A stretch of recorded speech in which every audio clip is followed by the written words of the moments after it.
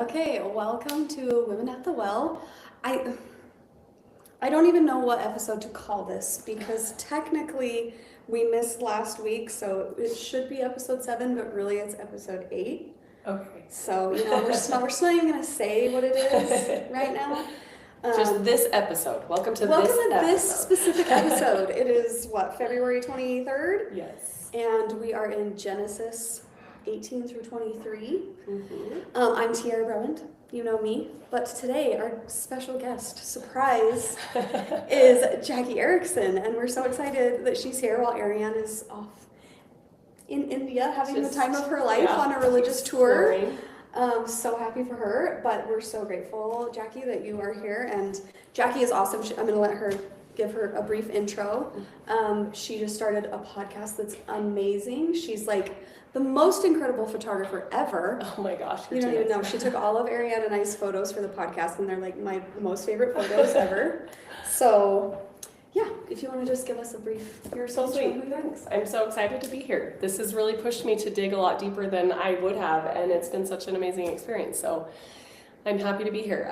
So, like she said, my name is Jacki, and I have known Ariane for years through family and through photography. I've been doing her family pictures for years. And so when she reached out to me and told me that she was starting a podcast and needed some photos for her podcast, it was funny because I had also been toying with the idea of starting a podcast. And it just struck me how God is calling women, his daughters, to stand up and teach his truths. Mm-hmm. And I just remember getting off that phone call being like, this is just such a cool time to be alive and to be a woman in his gospel, because he needs us. I mean, he's always needed women, but he needs us to stand up for his truth, and he is calling us to do his work and to do these amazing things. And because I think earlier that day I had also talked to a girl in my ward who is like publishing a book about the Savior, and so I'm just like surrounded by all these like amazing women who are standing up and bearing our testimonies, and it's just such a cool thing to be part of.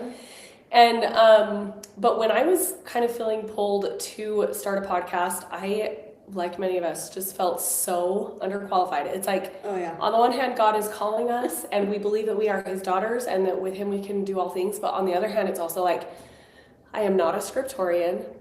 There's so much about the gospel that I don't know. And also, like, I don't have this big, inspiring, amazing story. Like, why would anybody listen to me? Everybody really does. At the end of the day, if you're a human existing in 2026, you got something going right. That's true. And I did hear somebody at the Arise conference said, if Christ is in your story, then it's a beautiful story.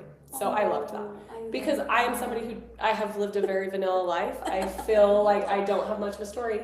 Yeah. And so it felt, I was just kind of asking God, like, I feel like I'm being pulled to do this, but why would anybody listen to me, And so how it ended up happening is my husband and I are both teachers in our ward. I'm a Relief Society teacher, and he is an Elders Quorum teacher. And so because we both study the General Conference talks a lot, we are, always, or because we both teach the General Conference talks, we're always studying them a lot and discussing them. And to me, that just kind of felt like Heavenly Father being like, okay, that's your platform. Like, here's your platform on a silver platter. Because I felt like I needed a platform. Like, we all feel like we need a platform. I need a niche. When it's like, we're humans, we don't how do you even have a niche? Like, I need some reason for people to think that maybe they want to listen to me. So it was like, okay, this is what we're going to build this on.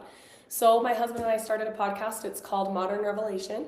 And we just discussed General Conference talks. And they're pretty short episodes. My sister called it a protein bite, like a spiritual protein bite. It's small but mighty. I love that. And that's what I try to make it. We try to keep them just short, but with something powerful that you can apply to your life. I try to, I don't know, I just feel like I want to make the gospel feel more approachable, because sometimes we listen to these amazing scholars, which I love. Like, we can learn so much. But sometimes I just want to take like kind of a more approachable approach. a little bit more digestible. Yes, exactly. And something that everybody feels like they can relate to and stuff. So that's kind of what I'm trying to do with my podcast. But I only have 3 episodes out right now. I just do an episode every time I teach Relief Society. But they're awesome. Like, they're so good. And I don't know, there's just something about a husband and a wife, like, I don't know, you just can't match that energy. Like, it's so good. So fun. Sorry, I'm trying to post the live link for everybody on my page, and I'm going to silence my phone so it doesn't ring again. But I love that, and I think you're right. Like, so many people feel I don't know, something's happening. Yes. I just feel like ever since last fall, it was just like in the gut, like to everybody, like, if you're going to speak up, you better do it. Yeah. You better do it now. Like the Lord is hastening his work. And yes. I felt the exact same way as you. Like, I am not qualified and I mess up. When Ariane told me, because we had talked about this, and it was funny because at one point I'm convincing her that we're doing this, and then at another point she's convincing me. She's telling me, we need to do YouTube Live. And I was like, are you kidding? You know me, like I'm a wild card. I'm gonna like say something and get us excommunicated or something. And she was like, no, it's going to be great. And I was like, okay, here we go. And you know what? I think it just, like I was telling Jackie before we started, Ariane is like, she's the outline here. She's the one that like preps through 10 different books and she like just leads and guides, you know, and I'm like, I'm the commentary, you know. Yeah. But I really believe that like the Spirit does guide us. Like every time I come, it just happens, and such good things come to my remembrance, or you know, I'll flip open to something, and I think that just that level of trusting the Lord, that if you are willing to go and do, and He will provide the way. Yep. Right? Gotta be like Nephi. Yep. All God needs is a desire in our hearts. That is all He needs. And in fact, the lesson that I taught in Relief Society yesterday was on the General Conference talk called, it's by Elder Barceos, and it's called "The Lord Looketh on the Heart." And the Lord teaches us in the scriptures everywhere, throughout all the scriptures, that all He wants is our hearts. And if we have a desire in our hearts to be a voice for Him, He will make those miracles happen. Yeah, absolutely. And we're both seeing that, because we are both people who felt so underqualified for this, to like have a podcast or be a voice for Him, and we just like start to see these little miracles, and He is helping us along because we have a desire. Well, and it's like every week, every single week, including today, there is some technological problem and we're late, but you know what? He doesn't care. Yeah. Like we show up and we show out, and He makes it all work. Yep. Despite our challenges. We show up in our imperfections, which I think is a good segue into Abraham and Sarah, because as I was reading them, I was like, wow, these people are a little crazy. They are troubled. They are like, the Lord is so merciful, and He is so patient and kind. And that's the same thing that I felt reading through all this, is I was just like, why does He put up with us? Yes. I mean, it's because imperfect people are all He has to work with. And I do think, you know, Abraham and Sarah were qualified in certain ways, and I think as we peel back the layers, we actually see how amazing Sarah was, even though she comes across really crazy when you first read the chapters. Yeah. But it just, like reading these just showed me that He really does just use complicated, nuanced, imperfect people who have messy lives, messy stories, messy family, like dynamics. That's all He has. Yes. Right? Whoever said all imperfect people is all God has ever had to work with, like no truer statement may have ever been stated. Because she was like the mother of the Abrahamic covenant. Yeah. Like that's a huge thing. She was a big deal. But like, look at all the things that you're just like, oh, that's a strike against her. That's a strike against her. I feel like I am akin to her. We would have been buddies. Like, she's like laughing when God's telling her that she's going to have a kid. She's like, she's got some fire too. She's a little sassy. I like it. I like her. I love her story.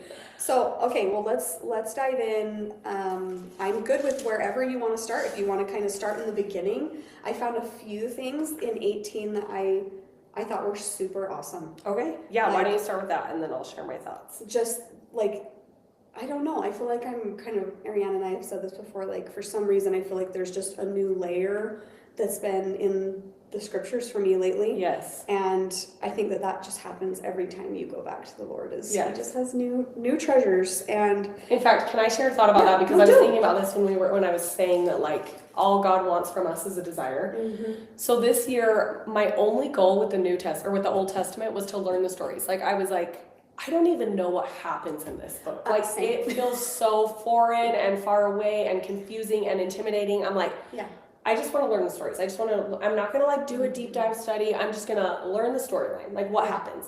And God has taken that desire of mine and I'm learning the stories, but I'm also getting these awesome insights. Like it's so funny. We are silly little brains. Like my silly little brain being like, I'm just going to learn the stories. I should have known that God was going to teach me the stories, but then he was going to teach me so much more. Oh yeah. Because it's like how you're saying, like every time you go back, there's just a new layer and there's something Well, more to and he learn. makes it personal. Yes. That's what I always love is like, it's just always something that I'm dealing with or going through. Like he just knows that Yes. I'm gonna know that he's the only one that knows. Yes. Through what he teaches me, and it's always like, aw. Yes. You It know? always is personal. Yes. It always like connects with something else that we were learning through, you know, this general conference talk that we were studying or this life experience. Yes. Like they all connect. Yep. And it's like all truth can be circumscribed into one great whole. That always makes me think of that. Quote. Because it's like, you know, when I'm learning in the Old Testament, I'm like, oh, that totally goes along with what I learned from this general conference talk and from this lesson and this lesson, and they all just go meshes together, and it's like you're just like ever expanding. Like that's so like God, and that's so what He promised to Abraham. Yes. Is like it's just gonna go, and you're not even gonna believe what I can do. Yes. Right. Like just watch me. So literally, the first thing that I underlined in chapter 18 is in verse 14. Is there anything too hard for the Lord? Yes. And I think that is what we're talking about, is like, you know, for us, we're like, oh, learning the stories that's kind of hard for me to like memorize all these things and to have it in the context of the time and through an Eastern lens. Like I'm so far removed from this that like, how can I relate to this? Yes. I have no idea. And then he's just like, nothing is too hard for me, Tia. Yes. Like, let me teach it to you. And then also I'm gonna like put my like personal stamp on it that like applies to you. And then actually what's really cool is it's not just for you. Yeah. It's for everybody around you, because I know that you have a big mouth and you're gonna go tell everybody all this stuff. So he's so cool. I love that they took that line that says, is anything too hard for the Lord? And they used that as like the title in this section of the Come Follow Me. Mm-hmm. And it reminded me of, let's see if I can find this really quick. It reminded me of the talk. Let me bring up my notes here. There's a talk about us being proven. It's by Elder Eyring. Mm-hmm. And too many pages pulled up on my... Fine, I'm still trying to post the link on my Instagram. Oh, you're good. Okay, so I love this idea of being proven, because I think not only are we being proven through these trials, and Abraham and Sarah are, oh my goodness, being proven. I feel so bad for them, like what the Lord required of them for them to prove their faith. Right. But then also, like, I think God is proving himself to us, and he's proving himself to Abraham. Like you said, how God's like, watch me. Yeah. Watch me, watch me teach you what you personally need to know in your life through these scriptures. Like, I just think God proves himself to us over and over again, just like we are proving our faith to him. Yeah. See, and I think I even have maybe a little bit of a different take than most people, is that I actually don't think that we're down here proving it to God. Okay. He already knows. He already knows us, right? He sees the end from the beginning. I think it's kind of more like being proven with bread, like bread dough. When it rises, it's the structure of it is changing. It's rising up. It's strengthening. That's called being proved, right? Yes. And that's the process, is that transformational proving versus, look, God, I'm gonna do what's right. I can do it. No, I can't do it. You're gonna prove to me how I'm gonna do it with you, and then also you're gonna let me prove it to myself. Because even what we're both doing, like these podcasts, is he's like letting us prove it to ourselves. Yes. That if we're willing to trust him enough, here we go. Yes. Like, watch this ride I'm going to take you on, and watch what I can do with your life. Yes. And look who I can bless through your obedience. Yes. So. And don't you think that, like, with our experiences with, you know, taking a leap of faith and doing these podcasts, it's almost like our spirits and our brains are kind of like that loaf of bread, just expanding and just getting stronger. Okay, so that actually exactly has to do with what Elder Eyring says in this talk. Mm-hmm. So I'm going to read this quote from him. He says, "The word prove has several meanings. To prove something is not simply to test it. It is to increase its strength. To prove a piece of steel is to place it under strain. Heat, weight, and pressure are added until its true nature is enhanced and revealed. That's what's happening to us. Yes. Isn't that so The cool? true nature revealed. Right? Yes. Because what is our true nature? Our true nature is divine. It's the Yes. light of Christ in us. That's what's true. Yes. And Ariana and I talk all the time about true ever since we learned it from Shad. But that's what, if anything brings you closer to God, that's what's true. Yes. So that's our true nature. Yes. Is being brought closer to God. In fact, this awesome guy in our ward yesterday got up and started his talk with, it was like this bold statement about, I do not know that the Book of Mormon is true. I do not know that the church is true. But then and everybody was like kind of shocked, like, where's he going with this? But then he talked about like, what do we mean by true? Mm-hmm. If it brings you closer to God, that is what matters. And that's what I love about the gospel, because I have been through a faith crisis where I was really questioning things for a while. Mm-hmm. And my husband was so great at the time. I remember him being like, if we find something more true, we will go there. Like, he was like, my loyalty is to the truth. Yeah. And so we were kind of on a journey to like see if there was something more true. But then I've learned that it's more about what is going to bring me closest to God. And there are things that we have in the gospel that bring me closer to God than I can find anywhere else. And one of them is the temple. Yes. Like when I go to the temple, it's heaven on earth. Yes. And I receive personal revelation that I can't get anywhere else. Mm-hmm. And rest. Yes. Right? Like they say that the presence of God is rest. Enter into my rest. And it's like, I don't know what it is. And I love that President Nelson stressed this so much to us, because it was not that big of a deal to me. Yeah. Like the first probably 15, 16 years of Will and I's marriage, the temple, like we would probably go like once or twice a year. Yeah. And now I'm like, if I'm not in there at least once a month, I'm like, yes. It's like, I can't keep going. Yes. Yes. You know? Mm-hmm. And so I'm like, that rest, it really is like, it's so necessary. It is. And I loved your thoughts about rest a couple episodes ago when it was like, because you guys were talking about like the Sabbath day, mm-hmm. and it's like rest in the Lord is so much different than just like taking a nap or whatever. Like, mm-hmm. and I actually been thinking about that ever since I heard that on your podcast. Like every Sunday I think about like what's going to be like, you know, rejuvenating me through the Lord versus just like a Sunday nap, you know? Yeah, so. Well, the joy and rest are synonymous with his presence. And it's like, how do I get into that presence every day? Yes. Because I truly believe, like, he met the woman at the well. You don't have to go to the temple every day. Yeah. Right? But there is something very special and important about that sacred ground that elevates that experience. Yep. But also, he can find you when you're sitting at the well. Yes. Yeah, I had a friend who had made a New Year's resolution to go to the temple every month, and I was like, that feels like something. This was kind of, I think my youngest was still kind of a toddler, and so, you know, when we have young kids, we just feel like we're drowning. And in actually one of my podcast episodes, we talk about the talk called Worship, and he actually mentions how like being mothers is like such a beautiful form of worship. So I wish that young mothers would not be so hard on ourselves, because I think as a young mother, I was like, I need to be doing more. I need to be like studying my scriptures more and stuff. But it's like that really is such a beautiful form of worship. So, but I'm like, what is worship? Worship is glorifying the Lord through the way that you live your life. And there is nothing more beautiful than just absolute servitude to people that you love. And self-sacrifice. Like motherhood is such self-sacrifice. Yeah. So anyways, there were lots of years where I just like didn't feel like I could do much at all to strengthen my spirituality. But when my youngest was like about a toddler, I had that friend who was going to the temple once a month, and I felt like that was a goal that I could obtain. I was like, I'm going to do that, and I'm just going to focus on that. That's going to be my only goal. I'm just going to go to the temple once a month, and I just felt like the Spirit was telling me, if you just do that, then like all these other spiritual things are going to fall into place, and it totally did. Like, and that's totally what the Lord, like, so these three holy men that visit Abraham, right? This is totally like what God was trying to tell Abraham and Sarah. He's like, I just made all these covenants with you. Like, don't doubt me. Yes. Nothing is too hard for me. Yes. And if you just do what I'm telling you to do, follow me, keep your covenant with me, you can't even imagine what I can do with your time, with your talents, with your body, with anything that feels like a stumbling block in your life. Yeah. Right? Yeah. I love that. Is anything too hard for the Lord? No, it's not. If we just like turn our hearts to him and just have one simple thing.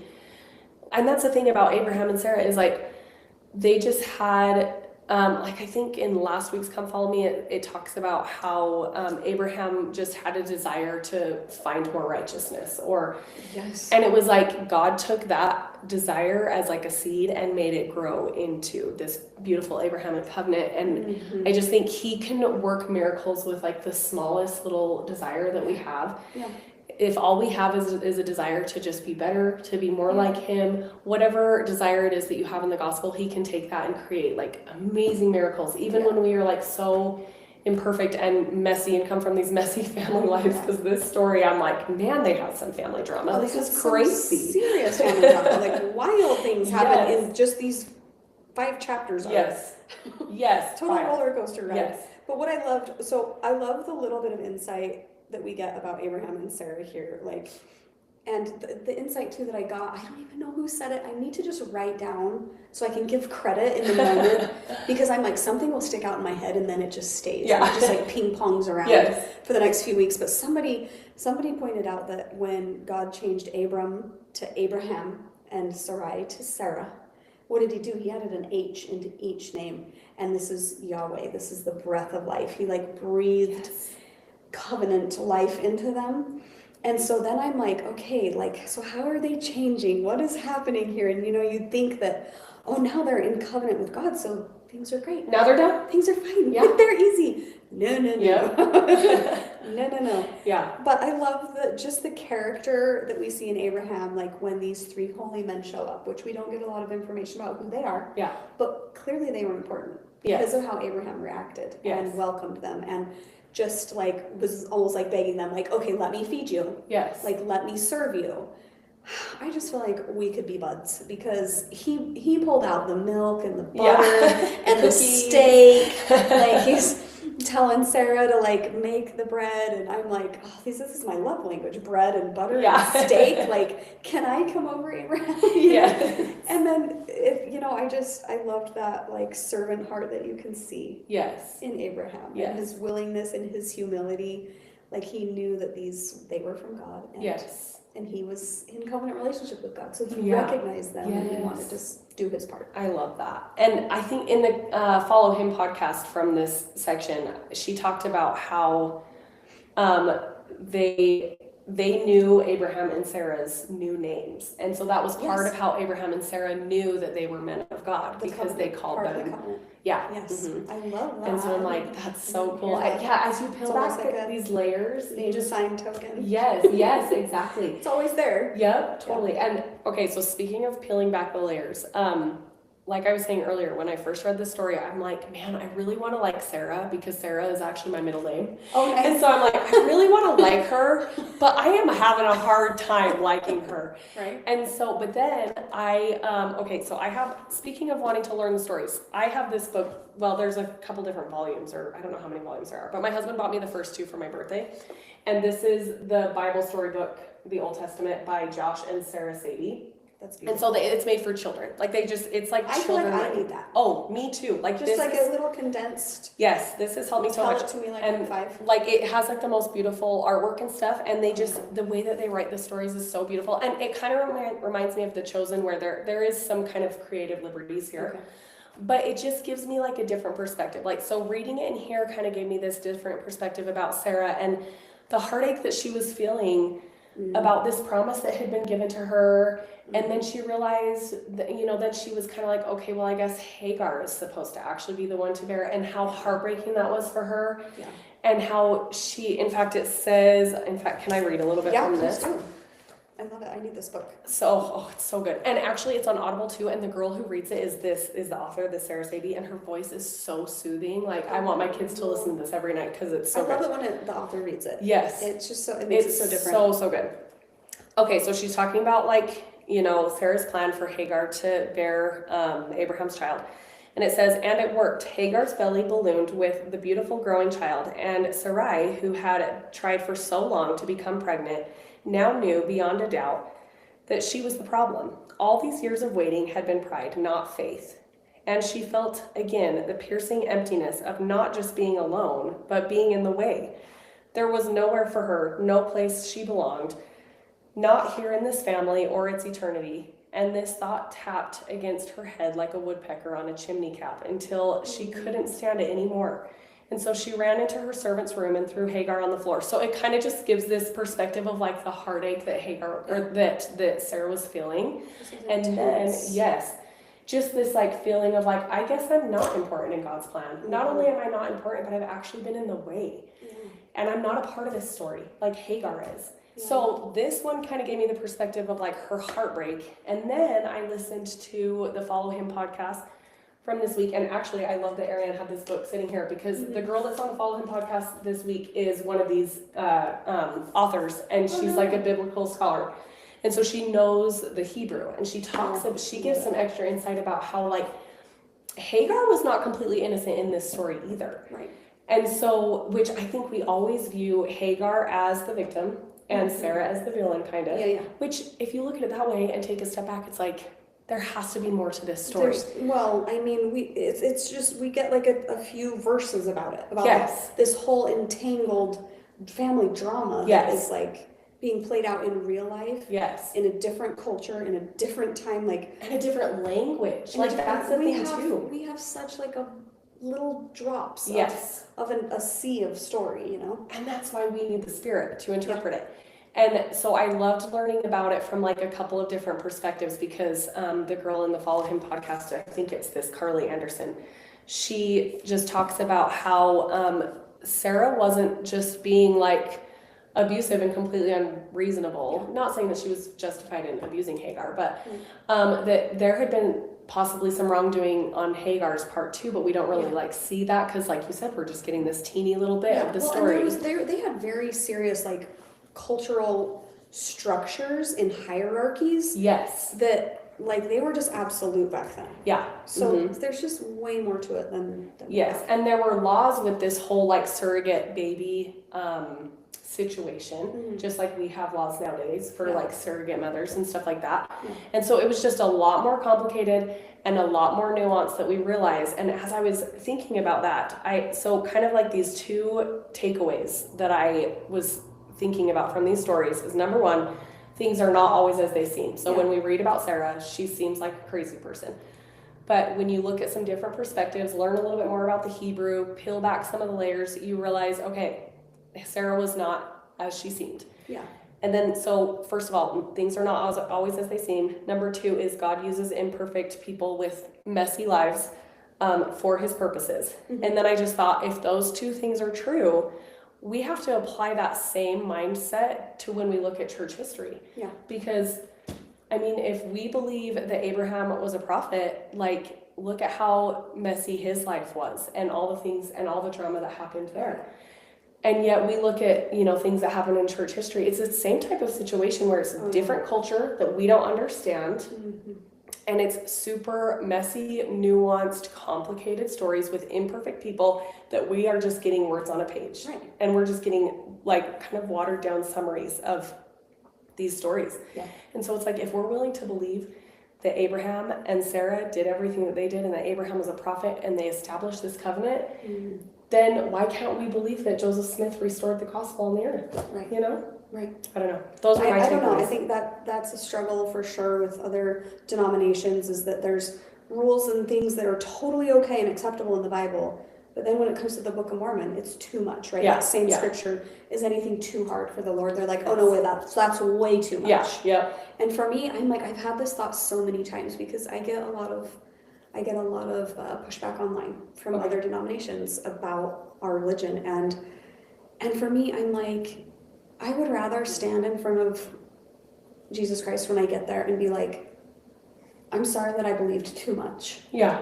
But I thought that there was more and that it was grander than it actually was. Yeah. Than to stand there and be like, oh, I didn't even want to read that. I just didn't want to go there. I just didn't believe that you could like continue to give us more. Yeah. It was too much for me, right? And not saying one way is better than the other. For me personally, that's how I feel. And if I was wrong, then so be it. Yeah. I'm just living the fruits of this life. Yeah. And I just feel like I love the restoration. It was messy and people made wrong choices and they said inappropriate things, but also like you take it forward 200 years and it seems wildly inappropriate, when really so much of what happened back then was just, that is where humanity was at. Yes. You Well, know? I mean, there's things that Abraham and Lot and all of these people did that seem wildly inappropriate to us, Right. but it was a completely different culture. Right, but also the cool things that we get, even just with the little bit of JST, the Joseph Smith translations, like, so these three holy men that visited Abraham and warned him about Sodom and Gomorrah so that he could then barter with God about how many people were righteous there and will you save these people, and then it just eventually just works down to at least go get my nephew Lot, right? Yeah. But something cool in the JST is when it talks about the story in the two angels at Sodom, right down there at the bottom, Joseph Smith actually said 3 angels. It was the 3 that were visiting with Abraham and Yes. Sarah. They're the ones that then went to Sodom, right? So even just something as simple as that makes the story a little bit more fluid Yes. through the restorative lens that Joseph Smith offered, right? And then Yes. also too, when these angels are in with Lot in the house, and the KJV says that Lot says, "Here's my 2 daughters, take them." No, actually the Joseph Smith translation says no, don't touch any of them. Don't harm any of them. And it's just these little tiny switches to the story Yes. that connect it. And I feel then the Book of Mormon comes in. It's not a little tiny switch. It's a whole expansion Yes. of all of it. But I'm so grateful for that. Yes. And I think just this idea that God would covenant with Abraham and Sarah, and he just made such big promises to them. Yeah.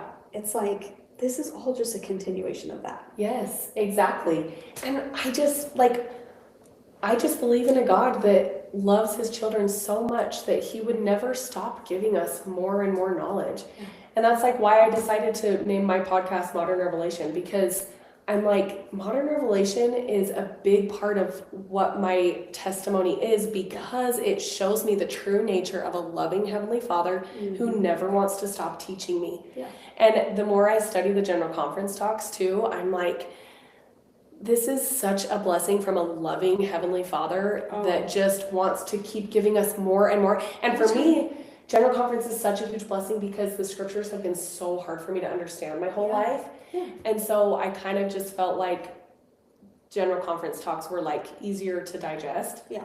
But they teach so much truth. And they're just such a blessing. And it's like you said, the little insights in the Joseph Smith translation, all of these things. And some of them might not be perfect too. Some of the things that Joseph Smith, in the Book of Abraham and stuff, it's the story of how that came to be. It's maybe these things are not perfect. Yeah. But when we learn them through the Spirit, God is just giving us more and more tools to learn through the Spirit his truths. Yeah. And I just don't want to believe in a God who wouldn't do that. You know what I mean? Yeah. He loves us so much, so why would he not just keep giving us more and more? Right. Yeah. It's when Adam and Eve left the garden, God didn't just give them the boot and see you later. Yeah. No, he sent messengers. He established his gospel before Jesus Christ came. He was setting the stage, yes.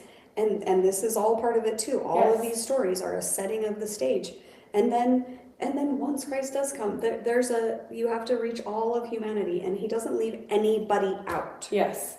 And that's where I love where Hagar comes into the story. Oh my gosh, our brains were going to the same place. Let's talk about Hagar. Bring it. Let's talk about Hagar. I love that. Because how you were saying, he doesn't leave anybody out. And that's what I love about looking at these stories. I think our simplistic human brains want to view every story as this is the villain and this is the victim, this is the hero, this is the bad guy, black and white. Yeah. But when you read the scriptures, it is not like that. Sarah did bad things. Abraham made mistakes. Yeah. Hagar made mistakes.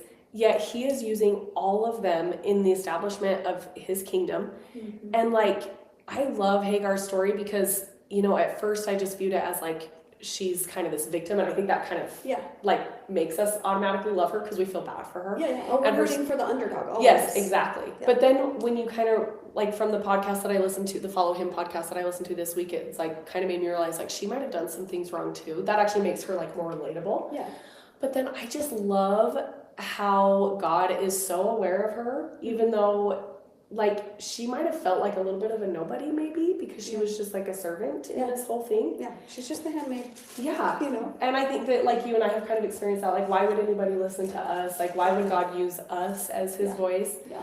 But then she ends up having this like really inspirational story in here. And one of the things that stood out to me about Hagar's story that I love so much is so not in the first time. Okay, so she's sent away when she's, or no, she runs away when she's pregnant, right? She runs away first, But then she's sent away. But then she's sent away like after she has her son, and because Sarah is like having a hard time. Yeah. She's a lady. She's a woman. She's like, having it. She's at the end of the day, people. Let's remember, she's not just like different because she's in the Bible. She is a woman, and she bless us all. Beautiful emotions, and God has made us to be that way. No, and I think too, there's probably just so much more to the story that we don't even know for sure. So I'm just like. Just the lens of grace. Just every story we know about anybody who ever did anything to further God's work on the earth. Let's just put on our grace glasses. Yes, and we should apply that to our lives now too. And that's actually what I was thinking about when I was thinking about this whole concept about, if things are not always as they seem, like with these characters in the scriptures, but also things are not always as they seem with people in our lives, We're so quick to jump to conclusions about people, but there's always more to the story. Always. And only Jesus Christ knows. Exactly. Because he's the only one that came down to our level and experienced what we've experienced in its entirety, the infinite atonement. Yeah. That he's the only guy. He's the only one that will truly understand us. And that's why at the end of the day, you can listen to all the podcasts and you can go to the temple and you can do all these things. But if you don't have a personal relationship with him, if you don't know him in this intimate covenant relationship that he wants to have with you, like everything is just going to feel like it's unfair. Yeah, totally. Because without him and that atonement, everything is unfair. That was the equalizing moment in all of history. Yeah, it's so true. It's so true. And I love that idea of like God is the only one that knows. Jesus Christ is the only one that knows, and therefore we never have any right to judge the people in the scriptures or the people in our lives or the people who we see at the grocery store. Like there's just we don't have any right to judge. I don't want anybody but him to judge me. Exactly. So I'm like, I have to like those grace glasses. I want everybody to look at me with grace glasses. Yes. And so I'm like, I need to make sure that I'm not doing Ariane, and I always joke, justice for thee, but mercy for me. Yeah. I have to. Yes. And you kind of got to slap yourself. But, yes. And I think here with Sarah, I do think there had to have been like justice in what she did because of their laws or their ways in excusing Hagar because of things that were happening. Yeah. But also God is a God of justice and mercy. Exactly. So maybe the justice was, yes, she has to be sent away. Yeah. But the justice was that I am not going to leave you. I'm going to go with you. I love that. Oh my gosh, that's so beautiful. Yeah. Because time and time again, when we study the gospel, we learn that multiple things are true at the same time. Oh, weird. Crazy. Okay. Making things black and white again. Yes, exactly. But God is so much bigger than black and white, right and wrong. Yes. Like so many things can be true at once. And yes, it might have been right for Hagar to be sent away, but then at the same time, he was gonna be with her. So okay, I love that. So I wanted to talk about how she runs when she's pregnant, and then that's the moment where she gives God the name, the God who sees me, which I love so much. Because I've just like felt that so much in my own life. Like, I mean, I've had times in my life where I feel like God does not see me, and then he's like, that's when he proves himself to me and says, actually, look, I'm going to show you, I do see you. But okay, so, and then later in the story, she is sent away by Sarah. And the thing that stood out to me in this story is in 21:17. I'm going to read that really quick, if I can get to it fast enough. You're fine. When I do my podcast, it's like not live. So yeah, can you read 21:17? And God heard the voice of the lad, and the angel of God called unto Hagar out of heaven, and said unto her, What aileth thee, Hagar? Fear not, for God hath heard the voice of the lad where he is. Yes. Okay. So She had run, and then she told her son to sit under this bush because it was like the only source of shade, and it was the only comfort that she could give him in this desert. And then she went away because she couldn't bear to see her son die. Yeah. And God comes and he says, Hagar, I heard your son.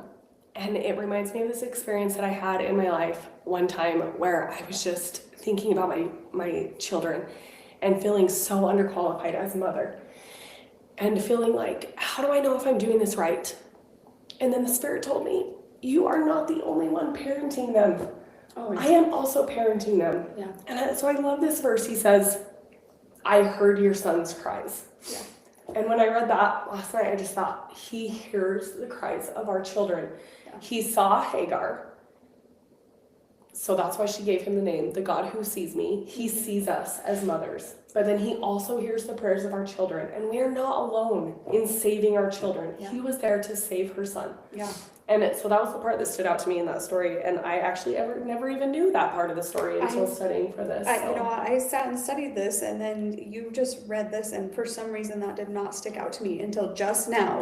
And literally, like, as you're saying it, I'm coming off of a weekend of just like utter parenting failure, of just feeling like I've tried to do everything right and I have done what I could do, and then I fail and I crack and then I yell and then I'm like, oh my gosh, I'm not cut out for this. Like, it was one thing when they were toddlers. Granted, I felt like I couldn't do it then. Yeah. But now teenagers, it's like there's just such a deeper complexity to preparing them for the real world. And when they trip and they fall and you're like, I'm trying to help. And then talk about feeling like unqualified to start a podcast. Yes. I feel so unqualified to prepare my kids for this world. Yes. Like, sometimes and the weight I'm just like, is on your shoulders. Oh man, can we go back like 100 years and I could like raise kids in that environment? Yeah. I feel like maybe that's like my skill set, is like I could prep them for the opposition they were gonna have then. Yeah. But it's like now, I just feel like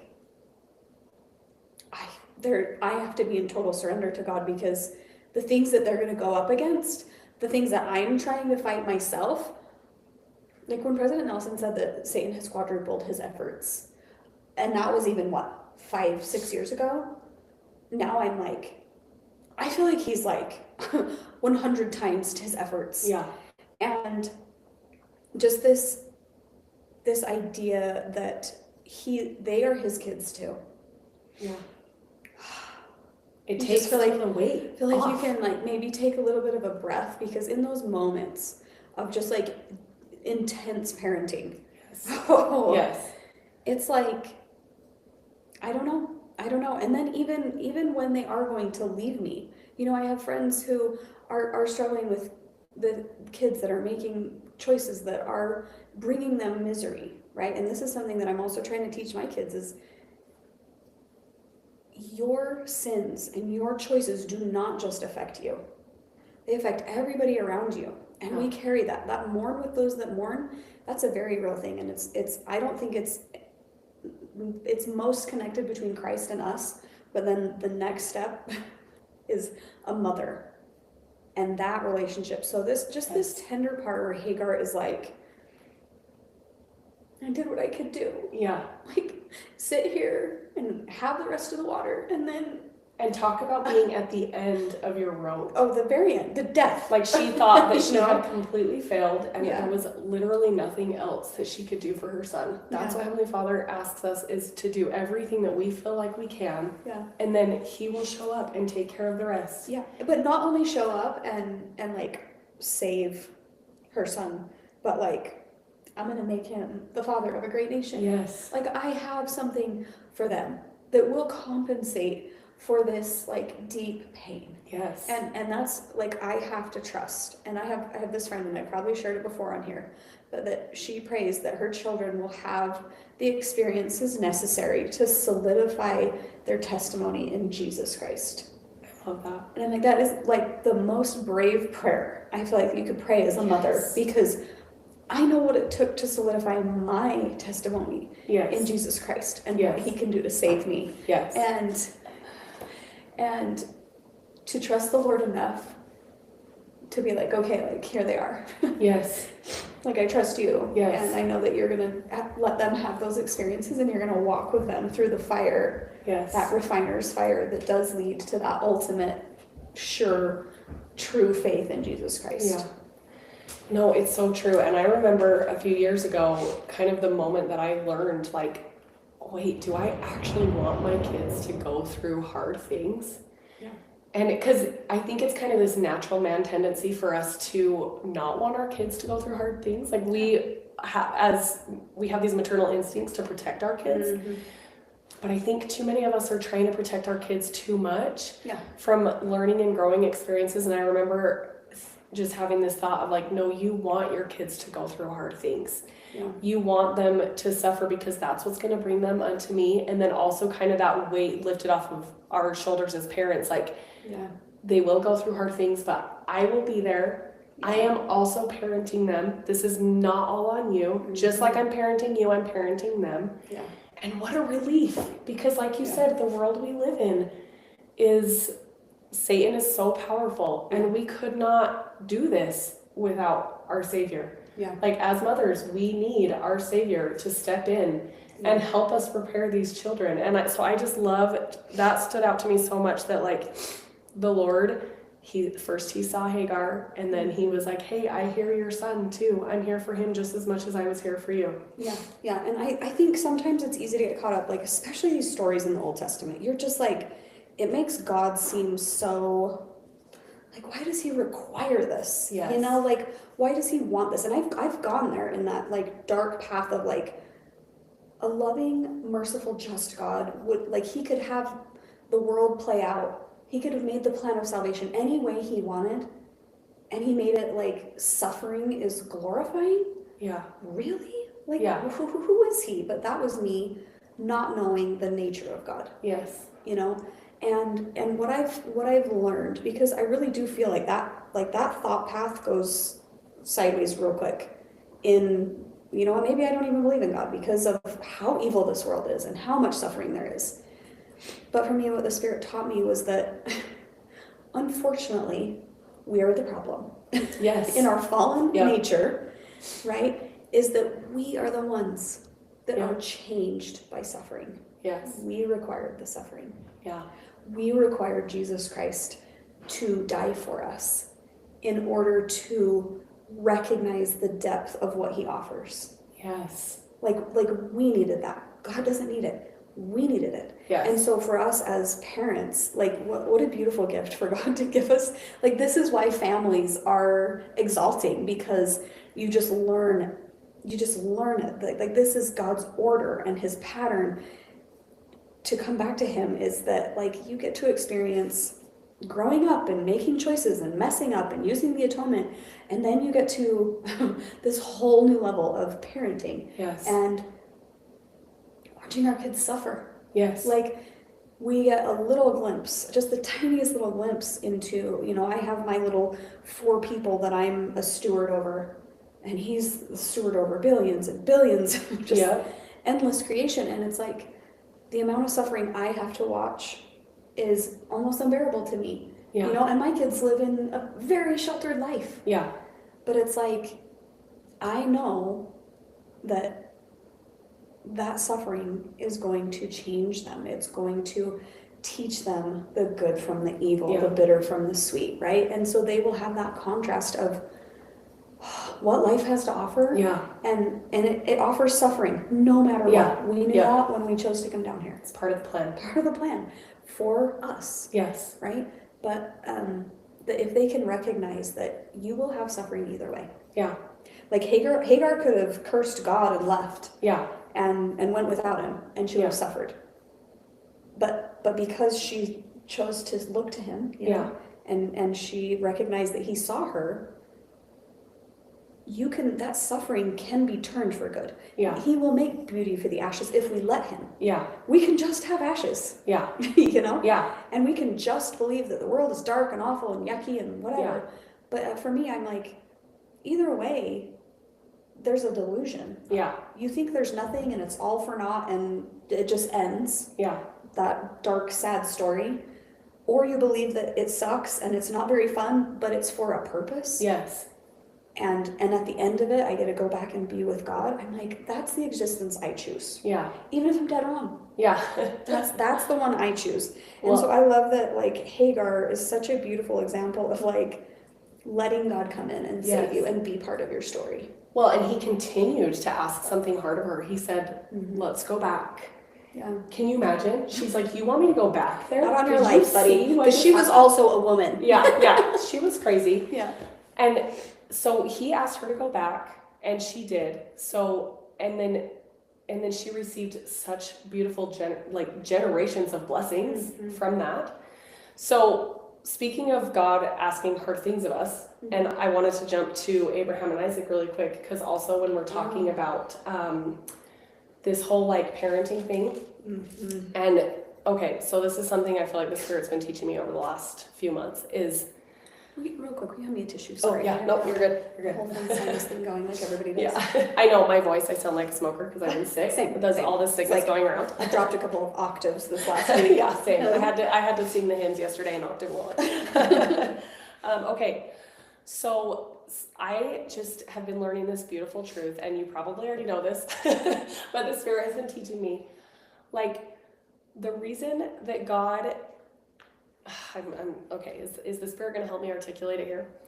The reason that God gives us the opportunity to be children, or to be parents, to have children, is for us to better understand His love for us through two things. So the first thing is we get to experience that love that we have for our children, right? And we just see them through our eyes, and then to be able to learn that, like, those are similar eyes that God sees us through, and we just love them so much and we would do anything for them. It's like we get to learn about His love through that, but then we also get to, because we experience that love, we know how much God loved His only begotten Son, and the fact that He was willing to sacrifice His only begotten Son for us, that just like exemplifies His love like twofold, because we understand it like through having our own children, and then we think, oh my gosh, like He loved us so much that Jesus was His only begotten Son, and so we know how much He loved Him because we know how much we love our kids, and the fact that He was willing to sacrifice. And I think the story of Abraham kind of makes us think about that even more. And I used to hate the story of Abraham and Isaac, because I'm like, why would God make him do that? Again, it's like, why is God this way? Like, all to just in the end come back and be like, no, stop, just kidding. Okay. Like, I used to hate this story, but then as I've been pondering about it this week, I just thought, this is a story that He tells so that we can have another opportunity to kind of put ourselves in that position. Because I think when we read this story, we totally put ourselves in Abraham's position. We're like, can you imagine? Yeah. Like, can you, and you kind of picture yourself doing that with your own child, and you're like, oh my gosh, like I can't even imagine. Yeah. And so it's just another tool for us to kind of put ourselves in that place and to better understand God's love for us. Yeah. Because He didn't require Abraham to follow through with it, but He did follow through with it. Yeah. With His only begotten Son. And that is how much He loves us. Right. So and once we can't even comprehend that. And then also even just the fact that Abraham got to the point that God knew he was willing. Yeah. Like how beautiful to set the stage. Like just for God to like give Abraham the opportunity. Like you would never think or describe this as an opportunity. Yeah. But like, come experience what I'm gonna experience. Yeah. In like someone that you love so much, and then you're willing because you trust me so much. Yeah. Like I don't know, I just don't think it was just a test. Yeah. I feel like so much of life, like we've always heard that, oh, life's a test, but I don't think so. I think life is the class. Yeah. Like It's the place where we grow. Yeah. Like the and proving. because of Jesus Christ, like we can't get an F. Yeah. Right? Like we already have a guaranteed A. Yes. If we show up for the class. Yeah. And I just think of, there's just, again, I wish like, do you ever think like when you get to the other side, you're like, gonna sit down with your popcorn and be like, okay, God, show me, let me be there. Let me be there when Abraham breaks it to Isaac what's happening. Because I want to see all the things that we didn't get in the written word. I want to know what the weather was like. Yeah. I want to know, like, did they chat over this over breakfast about this? Like, how did it all happen? Because again, we just get this little condensed version of this insane story. Yes. But I'm like, Isaac also went. Yeah. Isaac also went. Did they know? Because of these messengers that had clearly been off and on visiting Abraham and Sarah, like, what did they know? Yeah. Did they know what was going to happen? Yeah. Like, God had shown Abraham everything. Yeah. And so clearly Abraham had probably told it all to Isaac. And it's like, because they were in that covenant relationship with God and they had experienced his nature, like, look what he can do. Yes. Like, you're 100 years old, that's fine. You can totally have a baby, and you can totally nurse that baby. Yeah. I'm not worried about this. I've got this. Nothing's too hard for God. Yes. And it's like, even in this, it's like, you have to think Abraham as a human is like, what if it doesn't work out? Like, what if, okay, maybe, you know what? No, in my mind, what's right is that God's gonna like immediately bring Isaac back to life, but you know, like all the different scenarios you go through as a parent of what could happen to your child. Yeah. And then God shows up and he's just like, okay, you don't have to. I just needed, I don't even think it's that God needed to know that Abraham was going to do it. No.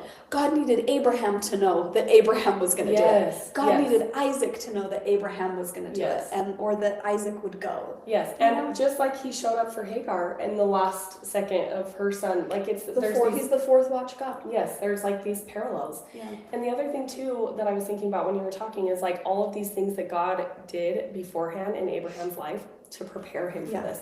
He's never going to ask something so hard of us unless he's prepared us first. Well, I don't know. I feel very not prepared for a lot of things. I feel like sometimes, like, it's funny, I'll tell this story that I told you before we got here. In 2023, when we were like mid-process of adopting our son, I had to give a talk in my ward. And we'd only been in that ward for like a year. I'd given my initial like, oh, this is your introduction to the ward talk the year before. And they asked me to speak again. So this is only the second time that I'm like showing up to these people.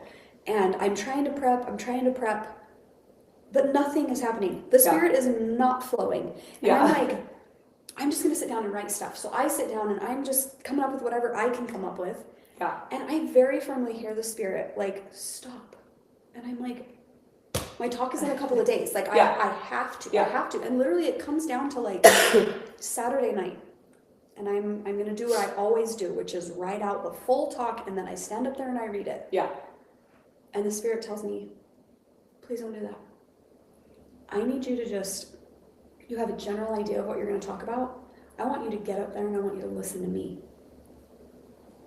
That's a scary one. Excuse me? Yeah. Oh my gosh, I guess like at the end of the day, you could just go up there and bear your testimony and that's fine. Yeah. I'm like, okay, I did not like this. I did not like this at all. Yeah. But what I was doing was putting my will and my ideas and my perception of how things should go on the altar to the Lord. Yes. You know, very, very, minuscule example. And I showed up there that next day and man, my heart was just pounding and I was just terrified. But I was also like, I'm going to listen. Yeah. I'm going to trust you. I want to trust you. Yes. And then you know what? I get up there and the stories and the experiences that I shared, just the testimony that I bore through the Spirit about, tying into the topic what I was experiencing in my life. Yeah. It was so just like unrehearsed, obviously, because there was nothing to rehearse. But it was just like this authentic testimony came out of me. And it was actually awesome. Like my family was there and they were like, wow, like that was awesome. And it wasn't me. Yeah. And God needed me to know that. Yes. That it was not me that shared those awesome things. Yeah. And I'm like, that experience has kind of changed how I do everything. And I feel like as moms, as women in 2026, where life is going a billion miles an hour, we feel like we have to have everything like taken care of. Like I'm trying to write it in my planner. I have alarms set for myself so I don't mess it up. I still mess it up. Yeah. But at the end of the day, like this experience that I had with that talk in 2023 kind of just changed. I just got to experience God's nature and the nature of the Spirit in such a different level. Yeah. That it was like, I've used that in so many other instances, like this podcast. And I'm getting ready to go speak at a Relief Society in a few weeks. And I went to that Peacemaker Summit, and it was just like, I am unprepared and unqualified. Yeah. But this experience that I had was like, but I'm willing. Yes.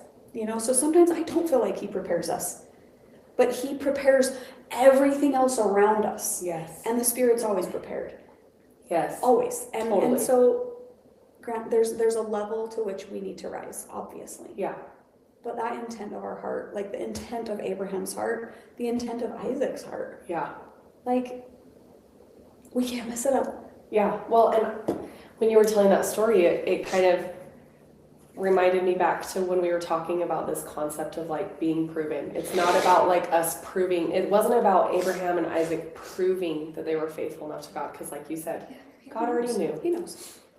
But like it proved them in the sense that it made them stronger and strengthened their testimony in God even more. They walked away from that experience going, okay, I know that God is a loving Heavenly Father who's always gonna like do what is right and show up for me. I mean, he might show up when the knife is at my throat, but he shows up. But he did show up. But I think that that's actually a good thing to think about too. Like sometimes we feel like he's not showing up, but he will. And it reminds me of the Jeffrey R. Holland talk where he says like, some blessings come late in life, some don't come at all in this life, but they will come. Yes. You just have to keep walking. Actually, I feel like I need to share this because earlier when you were talking about women who don't get to have children, I love this scripture in Isaiah. I think it's 54:1. Sometimes ChatGPT does me wrong, so check it before. But this plays into a bigger story, but also like I think that this is just such a tender, sweet thing for all the people who have gone through what Sarah has gone through. Yes. Right? And maybe even like Hagar. Yeah. Like Sarah didn't have the child she wanted. Hagar didn't get to have the husband she wanted. Yeah. You know, like there's trauma in every story. Yes, for sure. But this beautiful promise in Isaiah says, "Sing, O barren, thou that didst not bear, for more are the children of the desolate than the children of the married wife." Oh, I love that. And it's like, okay, maybe you didn't get it in this life, but boy, will he compensate. And above and beyond, like this, is there anything too hard for the Lord? Too hard, the Hebrew, like, wording behind that is extraordinary or beyond what we can comprehend or imagine. Yeah. You know, like, that's the God we're working with. Yeah. He's the one that, like, he sees you. Like, he saw Hagar in her distress. He sees you in the things that you don't have. Yeah. That you righteously desire. Yeah. He sees you in all of your inadequacy, but the intent of your heart that's there. Yeah. And he makes up for all of it. Maybe not in this life. Yeah. Maybe not here. Yeah. But for sure then. Yeah. For sure when we're back with him. Yeah. And I don't know, we just spend so much of our time and our energy thinking about what could go wrong and what we're doing wrong and how inadequate we are. And it's like, he offers this living water every day. Yeah.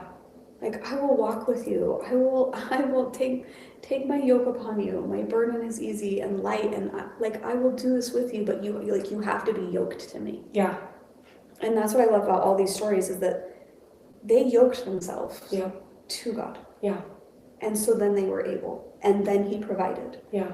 And once you know the nature of God, and you know what, you don't really know the nature of God until you have your Abrahamic trials. Yes. You get the Abrahamic covenant through Abrahamic trials. Through Abrahamic trials, like where much is given, much is required. Yeah. And I don't know, for me at the end of the day, I'm just like, I might not be prepared. Yeah. I might not be ready. Yeah. But I'm willing. Yeah. And I that's know what you and I Abraham trust you was. enough to go and maybe make a fool of myself, but Yeah. open my mouth even if it'll help one other person. Yeah, So, exactly. I I don't know. love that. I think that's such a beautiful way to end. I think so too. I love that because Abraham, it all started with a desire for more righteousness. Yes. And then he yoked himself to God. Mm-hmm. And the incredible power that came from that throughout his entire life, we can have that same power in ours. Yeah. I love that. And that's why we get these snippets of these stories, right? Like, look how much farther above and beyond the Spirit is willing to take us. Yeah. When we're like, okay, teach me a little bit more about this verse or this word. Yeah. You know? Like, yes, I know. I wish I spoke Hebrew so badly. But I like to listen to those Follow Him podcasts because they teach about a lot of the Hebrew. I'm constantly asking, what's the Hebrew behind it? Yes. And then it just opens it up more and more. Peel back the layers and see how God was involved in all of these people's lives. Mm-hmm. Just God is at work in all of his children's lives all the time. And he is at work in our lives. And we just have to trust in him. And sometimes we don't feel ready. Yeah. Even when, and real quick, I want to share on this because this was shocking to me. So the Abimelech. Oh yeah. The Philistine king. Yes. That they have the experience with in chapter 20, I'm like, Philistines were not covenant people with God. And when Abraham told Sarah, tell me you're my sister again. And he wasn't lying, which we find out here. It's kind of weird. But again, more nuance to the story. More nuance. But the fact that God came to Abimelech in a dream. Yes. And preserved him even though he wasn't in that covenant relationship with God. It's like he came into contact with covenant people of God. Yes. And so God reached out even through that to affect and bless. I think so many times we think that those people who are temple recommend holders and doing everything right and checking all the boxes, those are God's people. Yeah. Nope. Everybody is God's people. Everybody is God's children. And he is going to find a way to reach them and lift them. And he offers and invites us to participate in that. Yeah. And I love that because he doesn't need us. Yeah. He doesn't need us to do it. Yeah. But he lets us. And I wanted to touch on that story too because I was because he wants us to grow. He wanted him to grow through that thing. Yes. That's something I feel like the Spirit has been teaching me a lot lately through different experiences and through my Instagram algorithm. Sometimes I think Satan is in control of our algorithms, but sometimes I think Heavenly Father's in control of our algorithms because sometimes I feel like I learn things. Anyways, there were these two stories on my feed recently, and one of them was from that Charlie Bird. Do you follow him? I love Charlie Bird. I love Charlie Bird. So he is he's married to his husband, but they're still very active in the church, and he tells this story about how there was this miracle when he was praying so hard about what ward to be in. He wanted to be in a ward where they would be accepted and everything. And I think a lot of people might look at their situation and be like, well, he's not living his covenant or whatever. Mm-hmm. Which that is all for God to decide. Yeah. And be but God is still so present and so involved in his life. So I saw that story, and then a couple days later I saw a story. I think it's still actually on my Instagram story, but this girl, she's not a member of the church, but she just tells this amazing story about how she was living this crazy life with drugs. She worked at a club. It sounds like maybe as a stripper or something. Mm-hmm. Just doing all these terrible things, and she just tells this story about how God. She had this friend that texted her one day and was like, hey, you should come to church. And the friend was a drug dealer. He is still working through all of whatever means he can. And she ends up going to church. The drug dealer friend didn't show up, but she ends up going to church and has this amazing experience where there's this other girl who comes in and was like, hey, and starts introducing herself. Come to find out she used to work at that club. So then they have that in common. God is at work in the details of all of his children's lives, no matter if you're in the church, no matter if you're gay, no matter if you're so far away from the covenant, whatever it is, God is at work in your life. And he's a God of restoration. Yes. He will restore everybody. Yeah. I love that. And we will post those. I'll be sending the other one because I watched the Charlie Bird one and I literally just cried because I'm that's the God I know. Yeah. That's the God I know. He meets everyone where they are. And you know what? He knows too, more than anyone, all of the nuances, of all of the stories Exactly. and all of the context and all of the trauma and every detail that there is to know, he's got it. Yeah. And nothing is too hard for him. Yes, because he is parenting all of us. All Like of if you us, think about yes. us parenting our kids, like we are kind of managing like to some extent like what experiences we want our kids to have. Like this summer my daughter is only 11 and so she just got into Young Women's, but we're going to go to Trek this summer. And it was something that I was like, I really want her to have this experience, but like she's so young. And so then it was kind of like we thought about it and we decided we'll sign up to be a mom and pa. So we can be there, but she can like also have that experience. Yeah. So just as we are like kind of managing the experiences that we want our children to have, Heavenly Father is up there managing the experiences and the education that all of his children have. And it's not just like he's kind of aware, no, he is at work in your life. He is putting people in your life. He is putting experiences into your life. And we all have this like tailor-made education. What did you call it at our photo shoot? An individualized curriculum, like a customized curriculum. Yes, customized curriculum. God has that for each one of us, and that is amazing. And the thing that's even more amazing is that us being here on earth as parents, that is preparing us to do the same thing. Like I had experience one time, I know I said we were going to wrap up, but really quick. This is all we always go. I know, yeah. I'm like, oh, that was such a good place to end. But let me keep going. I started it first with the Abramelech No, story. I love it's it. my fault. But one time I was on a walk and I was praying because I was like, Heavenly Father, like, we're supposed to make time in our lives to be still, but our life is so busy right now. And like, and I just feel like I never have time to be still. So I need you to tell me like what we should take off of our schedule. Like what should we quit? Like should we quit soccer? Should we quit this? Should I stop working as a photographer? Like you tell me what it is. Yeah. And instead of telling me what I should get rid of, his answer was, first of all, how lucky are you to be so busy with so many good things? And second of all, this is preparing you to manage many things. Like this is preparing you to manage many worlds. Right.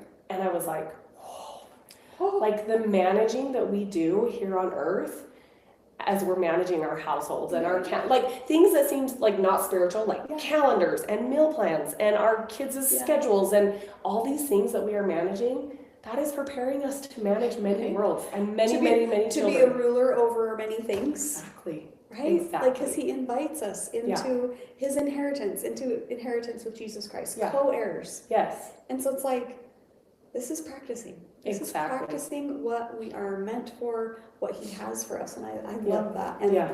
I just love that he just, I don't know, he's so merciful. He is. He's so merciful, and I need that maybe more than anybody. Yeah. But I know that we all kind of feel that same way in the overwhelm. But at the end of the day, like the scripture, and my kids, I have them, so that, okay, there's this, you remember in like the 20 teens, it was really cool to get like quirky, old, vintage, colorful books to put around your house. Yes. Okay, I go to the DI and I pick out these books just simply by the color of them. Yeah. They sit on my shelf for years. And then all of a sudden one day. As a decoration. This is decor. Yep. I have no idea what any of them are even titled. Yeah. Right? And I'm getting ready, like the trend is kind of over and I'm getting ready to I'm going through what I'm getting rid of. And one of the books is called The Power of Positive Thinking by Norman Vincent Peale. Okay. And I was like, oh my gosh, I kind of really need that. Like I'm in the thick of my 12 years of chronic illness at this point. And this book, people used to just write about God. That used to be just what came out of people. Yeah. Because people used to just be so faithful. And it was commonplace for an author to just reference God in his books all the time. Yeah. That was normal. Yeah. Not normal now. Now totally it's not normal politically then. correct. And so I was just, at first, just shocked by this. But this guy, he's kind of like a life coach before there were life coaches. Yeah. And his thing that he would have people say every day, and I mean, he has all these different examples of people going through all these plethora of different trials. And the thing that he has them say at least 3 to 4 times a day to themselves, I can do all things through Christ who strengthens me. I love that. Like, if we just had that constantly in our head, how much more capable do you feel with like reminding yourself, like, I don't have to do it. I can do these things because Christ strengthens me in it. Yeah. If he calls me to it, he'll bring me through it. Like just that reassurance that you can have confidence because we have Jesus Christ. Yeah. I'm like, that's what these people were doing. Yep. And nothing is too hard for him. And nothing is too hard for him.